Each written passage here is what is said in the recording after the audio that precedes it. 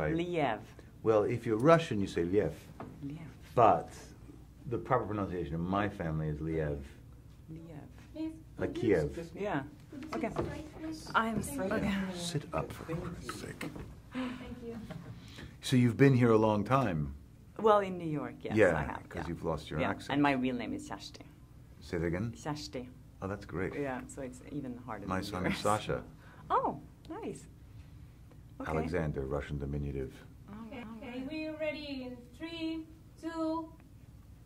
1. Okay, so I was just outside watching the red carpet thing, and I Yeah. saw that you don't. It doesn't come off as you like that kind of a job so It's much. strange. It's a difficult thing to do. But Yeah. important, you know. But it's difficult. It's, yeah, I don't know how to describe it.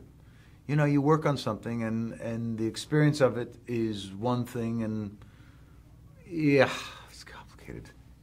Do you ever get used to that kind of attention, or like just standing there and people taking pictures? Is that something that you can get used to? Or No, is it you know, always and weird? what's ironic is I think a lot of people assume that just because you act means that you like attention or that you like, yeah. And I don't really. I find myself getting very uncomfortable being photographed or meeting people. I'm actually, I would describe myself as a generally shy person. Interesting. So you think this part of the job is weird too? Like Very difficult. Okay.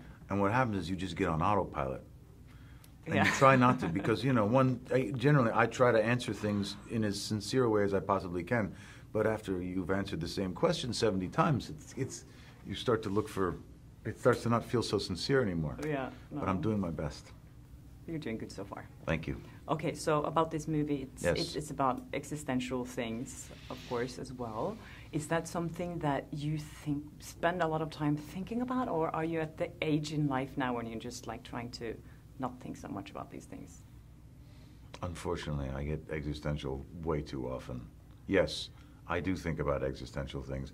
I think all good science fiction is ultimately sort of turning a mirror on humanity. And I think at the core of this film, that's what's happening as well. So did you ever experience in your life that you had a moment like that where you're like, okay, I'm rethinking my life? I think you talked earlier about 9/11, that you were in New York. Was that one of those moments? Or? Yeah, I think that's, you know, when confronted with mortality, remarkable things happen to people. And for me, certainly, September 11th was a time that, being a New Yorker, I was confronted with that. And not just my own mortality, but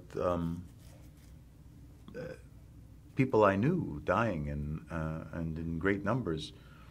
And I guess what was moving to me was the response, was that people cared, you know. And when you see the extent to which we care about each other, it's powerful. Because we don't often acknowledge it, and it's not something that we can express easily. You can say, yes, I care about my fellow man, sure, so what? Everybody says things like that every day. But then when you see it happen, it's really quite moving. And I think it's intrinsic to our nature that when people are hurt, we help, for the most part. It's also intrinsic in our nature that we hurt people. That duality is fascinating to me, and I think part of what's at play in The Fifth Wave. Oh, okay. Thank you. I just talked you 3 minutes out, sorry. Thank you for bringing me.